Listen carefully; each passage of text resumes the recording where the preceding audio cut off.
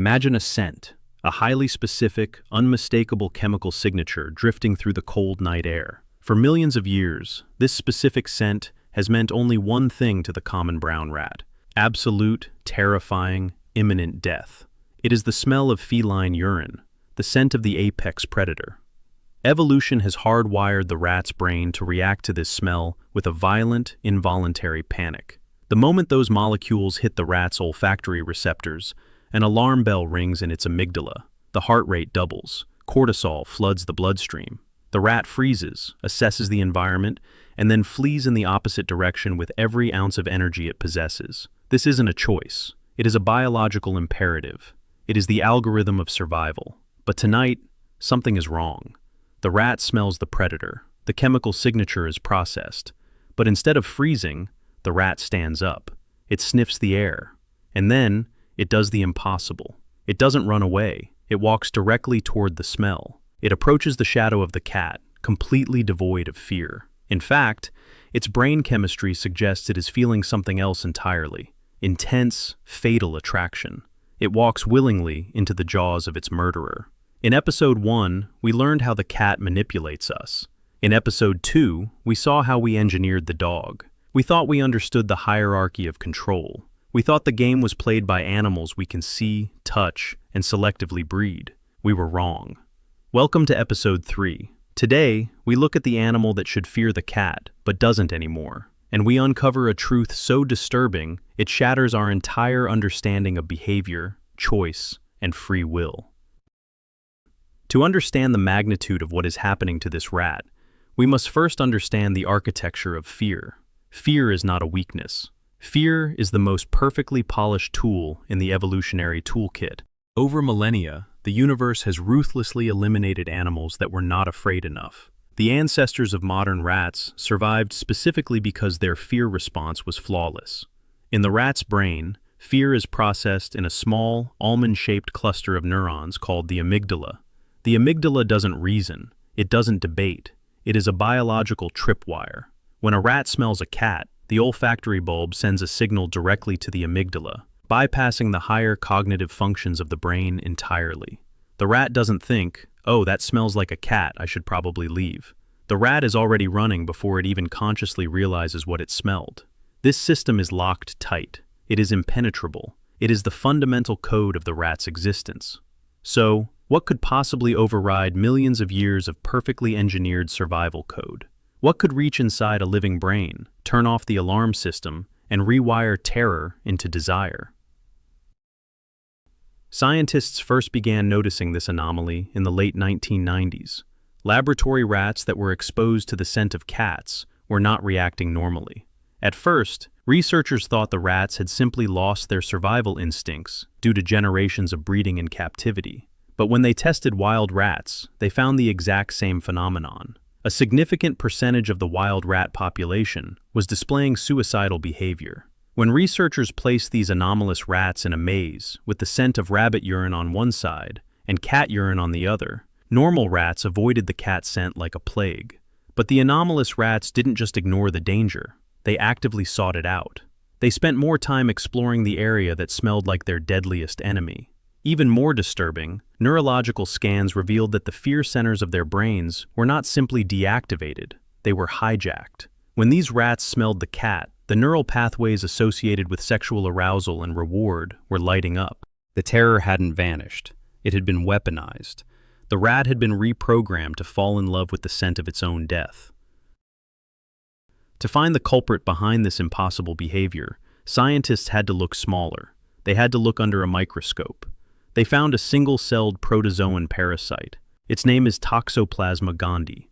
Toxoplasma gondii is one of the most successful parasites on the face of the earth, but it has a very specific, highly inconvenient biological problem. It can infect almost any warm-blooded animal on the planet: birds, mice, dogs, cows. But it can only sexually reproduce in one specific environment in the entire known universe: the intestinal tract of a feline. If Toxoplasma gondii finds itself inside a bird, it cannot complete its life cycle. If it finds itself inside a human, it cannot complete its life cycle. It must, at all costs, get inside a cat.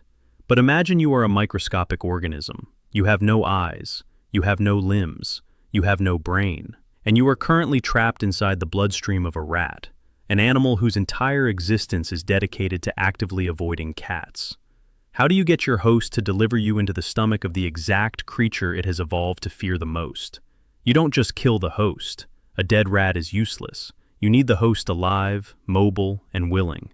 You execute the most sophisticated neurological heist in the natural world. The journey of Toxoplasma gondii inside the rat is a masterclass in bioinfiltration. When the parasite first enters the rat's body, usually through contaminated food or soil, it faces the immune system. But Toxoplasma is a shapeshifter. It disguises itself, sneaking past the rat's white blood cells. But its true target isn't the blood, it's the command center. The parasite travels up the spinal cord and approaches the blood-brain barrier. This is a highly selective microscopic security wall designed to keep pathogens out of the delicate neural tissue. It is the fortress guarding the mind. We still don't completely understand how, but Toxoplasma gondii breaches the wall. It acts like a biological Trojan horse, tricking the rat's own immune cells into carrying it directly into the brain tissue. Once inside the brain, the parasite doesn't just wander aimlessly. It navigates with horrifying precision directly to the amygdala, the fear center. Here, the single-celled organism begins to form microscopic cysts. It anchors itself into the neural pathways. It is performing brain surgery from the inside. Now that the parasite has infiltrated the hardware, it begins rewriting the software. The cysts begin to secrete an enzyme. This enzyme is a catalyst for the production of L-DOPA, which is a direct precursor to dopamine. Dopamine is the neurotransmitter responsible for pleasure, reward, and motivation. The parasite essentially floods the rat's fear circuitry with a massive, localized dose of pleasure chemicals. It short-circuits the connection between the olfactory bulb and the panic response. When the rat smells cat urine, the signal travels to the amygdala, just like it always has. But instead of triggering a cascade of cortisol and terror, the parasite intercepts the signal. It releases a burst of dopamine. The rat feels a rush of euphoria. The scent of the predator is suddenly linked to an overwhelming sensation of reward and attraction. The parasite has taken the steering wheel. The rat is no longer acting on its own behalf. It has been transformed into a biological taxicab, driven by a microscopic organism with only one destination, the mouth of a cat. The rat walks out into the open. It seeks out the cat. The cat pounces. The rat is eaten, and Toxoplasma gondii is successfully delivered into the feline digestive tract, where it can finally reproduce. Mission accomplished. Let's step back and look at the philosophical nightmare this creates. When we watch the rat walk toward the cat, what are we looking at? The rat isn't a robot. It isn't dead. Its muscles are functioning normally. Its heart is beating. Its eyes are open. From the rat's perspective, it isn't being forced to do anything. It isn't feeling pain. In fact, it's feeling exactly the opposite. It is following its desires. It is making a choice based on what feels good in that exact moment. But that desire was artificially implanted. That choice was written by a single-celled organism sitting in its amygdala. This forces us to ask a terrifying question. What is behavior? What is free will? If a microscopic parasite can change the fundamental personality of a mammal, if it can turn its deepest fear into its greatest desire just by tweaking a few neurotransmitters, then what does that say about the concept of autonomy? We like to believe that behavior is the result of character. We believe that we make choices based on our unique consciousness, our past experiences, our soul. But the story of the hijacked rat proves that behavior can be nothing more than a chemical equation. Change the variables, and you completely change the animal. The rat believes it is free. It walks to its death willingly. Because the ultimate form of control isn't putting someone in chains. The ultimate form of control is making them want to wear the chains. If this phenomenon were limited to rats, it would merely be a morbid curiosity of the natural world, a dark, fascinating trick of biology. But nature rarely invents a weapon this powerful and only uses it once. Remember the biological problem of Toxoplasma gondii. It can infect any warm-blooded animal. It is completely indifferent to the host it uses. If it gets inside a bird, it rewires the bird. If it gets inside a sheep, it rewires the sheep. It is a universal operating system override. Recently, scientists observed a troop of wild chimpanzees. Chimpanzees have a natural, deeply ingrained terror of leopards. It is their apex predator. But researchers noticed something chilling. Certain chimpanzees in the troop were no longer afraid of leopards. In fact, they were deliberately walking toward areas where leopards were known to hunt. When researchers tested the blood of these suicidal chimpanzees, they found exactly what you are thinking. They were infected with Toxoplasma gondii. The parasite was running the exact same script. It was hijacking the brain of one of the most intelligent primates on the planet, flooding its system with dopamine, and marching it straight into the jaws of a feline predator. The cat controls us from the outside. We control the dog through genetics. But Toxoplasma gondii operates from the inside.